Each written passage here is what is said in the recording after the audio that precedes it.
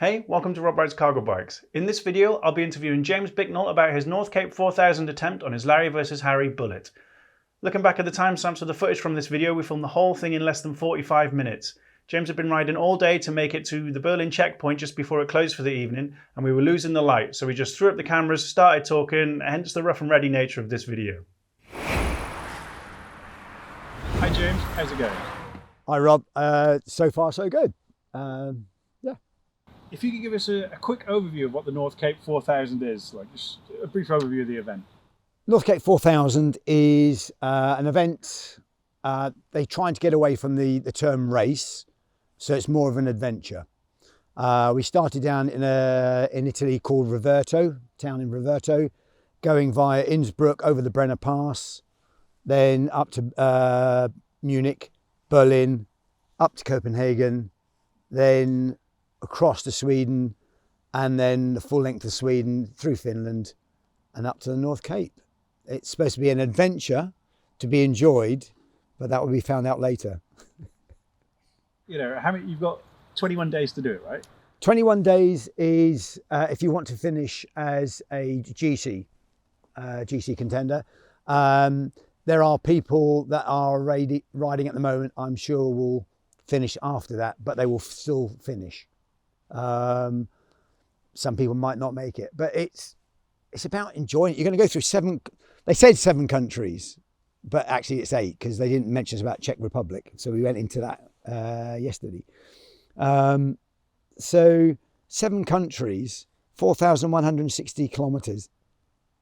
It's not about fastest times. It's about enjoying the journey and where you're going to go, who you're going to meet. An example of this is meeting you. So that's worked, isn't it? So it's nice. I'm enjoying the time. So yeah, absolutely, yeah. Well, like I say, that sounds mental. Like, I got to say, huge respect to you and to Kerry, your partner who's doing the ride with you, but also to anyone who even starts a ride like that. It just, honestly, it blows my mind. Like, not just the distance, but the time limit as well seems like crazy. But yeah, huge respect. Like, are you doing it just for fun, or is there a reason that you're doing like anything you're riding in aid of? Yeah, well, both Kerry and I are members of Mountain Rescue. Kerry's a member of Penrith. I'm a member of Patterdale. And it's really just to highlight what Mountain Rescue in the UK does and what it offers and try and raise some funds for them. They're trying to build a new base, but we're very lucky in the UK because the Mountain Rescue team is free. So if you have an accident, you're a mountain biker, you're a fell runner, a walker, every day, Mr. and Mrs. Miggins, you stumble, you have an accident. It happens to everybody, but there's always going to be somebody on the end of the phone to help you out, and you're not going to have to pay for it. If you're in France, in Switzerland, you'd be expected to pay, and we'll use helicopters and everything else to get you out safely and expeditiously. So it's not a bad thing to be. And there's no government funding from that? There's no government funding. It's all self-raising and everything else. We put a limit on it for us because it's 4,160 Ks. That's what we try to do.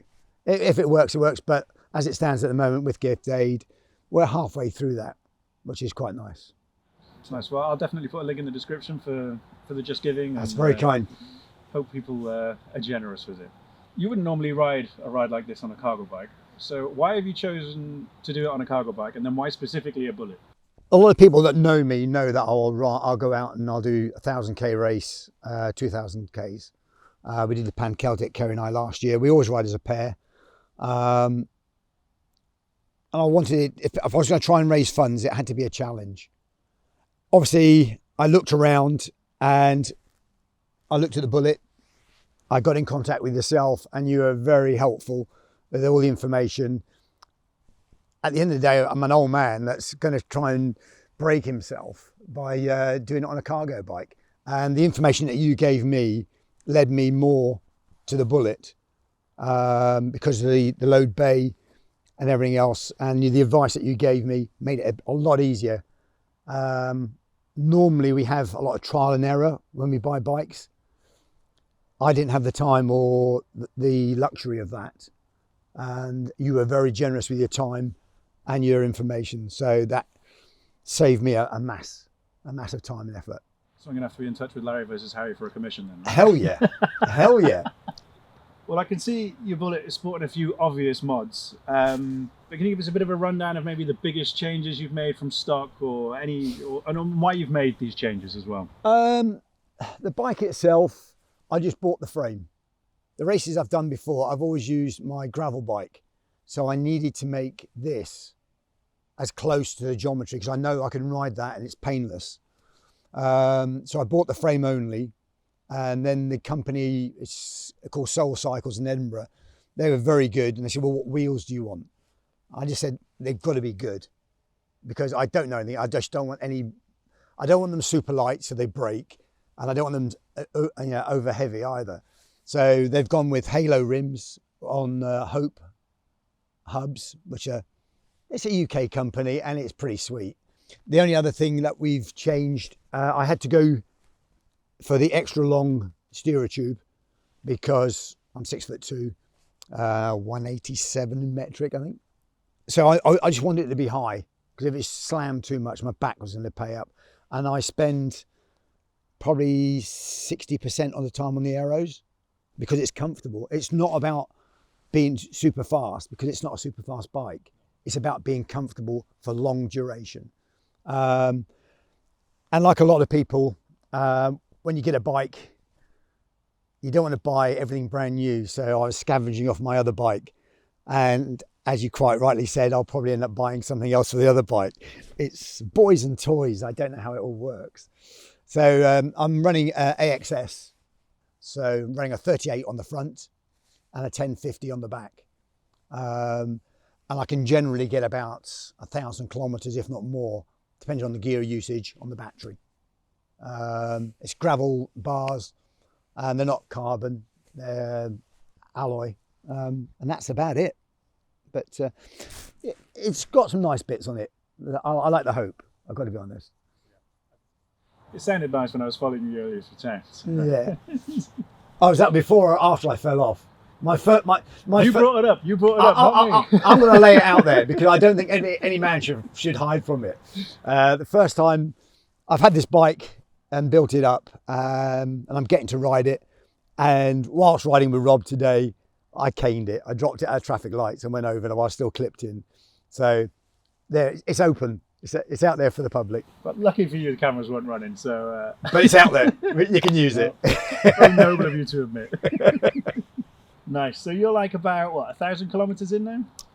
Yeah. Like this? Yeah. Like, is there anything that any of the mods that you've made that you'd think about maybe changing, or is there anything that you're like, oh, I will do that for the next event? Or I ordered some bits and pieces to make the bike a little bit lighter. I went for the carbon steerer tube, but it arrived the day as I was packing the bike up, and I just thought I didn't want to rush cutting the carbon steerer the wrong way, and that would just be crazy. So I stuck with everything. I am going to obviously put on the Cane Creek Visco set on there, see how that works, and I will set it up maybe for a lighter system with the steerer tube. I did get the bags, which have been a godsend on the back end, because it's for waterproofs. Rather than opening the big box, the big bag on the front, I can just go straight into it, get my waterproofs out. Or if we go into a cafe, I can take a charger with me. It's easy and it works. It's a lovely bike. I just like the Bullitt. I'm glad I went for the Bullitt and not its counterpart. Would I change anything about that? I actually call him Steve. His name's Steve, after Steve Wright, the DJ, because I got him the same day that he passed away. So it's a bit of a silly thing, but I used to like his music and I used to like him as a DJ. So as Steve stands, I'm just going to make his life a little bit better by giving him some a new tie as a down tube and maybe some snappy shoes or something like that. Shave a few grams here and there. Yeah. Nice. But as it is, the information you've given me and what I've got, yeah. Would I use him on another Ultra? Hell yeah. So, like, say 1,000 kilometers in, have you made any repairs on it? Has it been? Touch wood. He's been really good. I've got a bit of a clicking going on. I might just change the pads, because if the pads go down too much, then obviously you get the spring will just catch on the disc. I'm hoping that's what it is. But other than that, I'm lubing the chain, looking after him, and he's good. So apart from the obvious stuff like maybe a tent and a sleeping bag, is there anything like extra special or anything unusual that you're able to carry because you're using a cargo bike as opposed to like maybe a normal gravel bike or some ultra bike? Obviously, whenever I do these, I'm always carrying spare pads, brake pads. Because it's electronic, I carry a spare battery so I can change that. There's no cables involved. And I've gone, obviously, I always run tubeless normally, whereas I've actually gone tubed because I wasn't sure how on these wheels whether they can go tubeless. I've asked, I didn't get the answers back quick enough, so I went with Tubolitos. They're slightly lighter than tubeless kit. So I carry spare button batteries for the levers. I'll carry more stuff for Kerry's bike than my own. And so far, Steve's been good. I don't think I'd ever want to carry a dropout because it's a big chunk of metal. So if I don't keep dropping him, he should be all right. I know all about dropping bullets. Don't worry about that.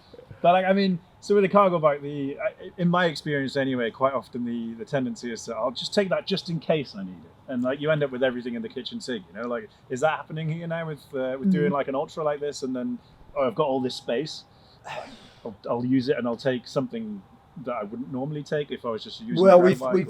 Because of the distance, our first aid kit is bigger than we'd normally carry.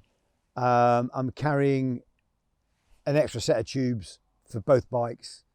And the idea was I'm carrying, not because Kerry can't, but to replicate, because I'm doing it for mountain rescue, the amount of weight that I've got is one of the bags that we carry on the rescue. So that's, you know, people say, oh, she's having an easy ride. She's not, she's working her buns off. So the idea is to do that. So we've obviously the first aid kit is much better than normal. The spares, inner tubes and that is the same. The biggest thing is a lot of races that we do are circular. So you can normally turn up in a vehicle and you can have some spare clothes there. What we've got with us is how we get back to the UK in 4,160 Ks. So I've got a pair of ropey old flip-flops. That's keeping it light. Kerry's exactly the same.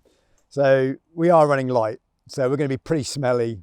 And we've actually allowed Kerry to carry a brush, a hairbrush on this one. We've been very, very magnanimous on this. And obviously normal stuff like that.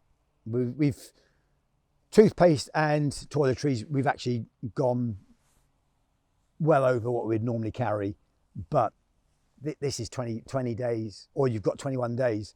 So there's no point skimping on it. You've got to look after yourself, especially chamois cream and things like that. So we've got a lot more than we'd normally carry. I mean, that's the thing, right? I mean, you've got to balance the extra weight of all the things like, oh, I might need it, I'll take it just in case, versus, okay, I've got to carry this thing for 4,160 Ks. Like, you know. Yeah. But it's funny because when we weigh bikes and we look at the kit that we're carrying, oh, we'll cut this, that, but we never look at the water.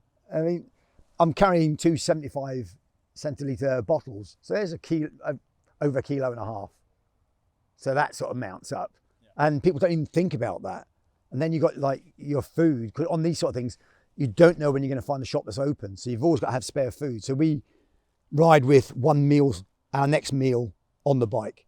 So if we don't get anything, then we can keep the energy going and then hopefully get something within that time. Then we'll buy 2 meals, something to eat then and something to go in there. From my side, thanks so much for your time.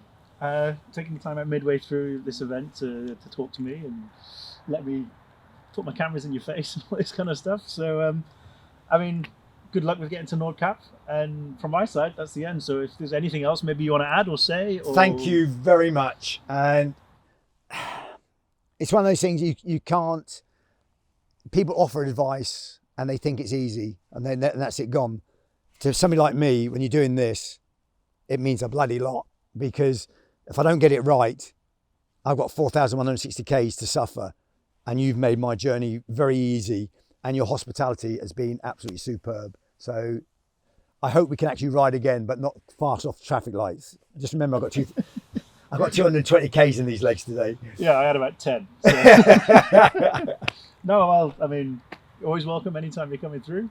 Like I say, maybe I won't follow your 4,000 kilometers, but yeah, absolutely would love to ride. Well, maybe we'll do a journey together. That would be a good one to do. Well, kind of, if I say it out loud, I have to do it. I've got this idea that one day I'll ride from Berlin to Wales. So maybe we'll do that. Game on. But not this year. No. But set it up. Let's Yeah. do it. Berlin to Wales would be a cracking ride. Do you know what? The end for me. But Next year would be really good, Rob. And I'm sure we can make it work. you're calling me out now. Are you on No, camera? I'm not calling you out. Not at all. Maybe you But should. I would love to do a journey with you. Bullets going west. How's Fast as a that? bullet, yeah. Nice. Spot on. Cheers, buddy. Thanks for that. Appreciate that. No, Awesome. my pleasure. I'm really pleased to report that both James and Kerry finished the NorthCape4000 within the time limit and are both official finishers of the event. If you're able to, please check out their Just Giving page because the mountain rescue service is really worth supporting. Thanks for watching and see you in the next one.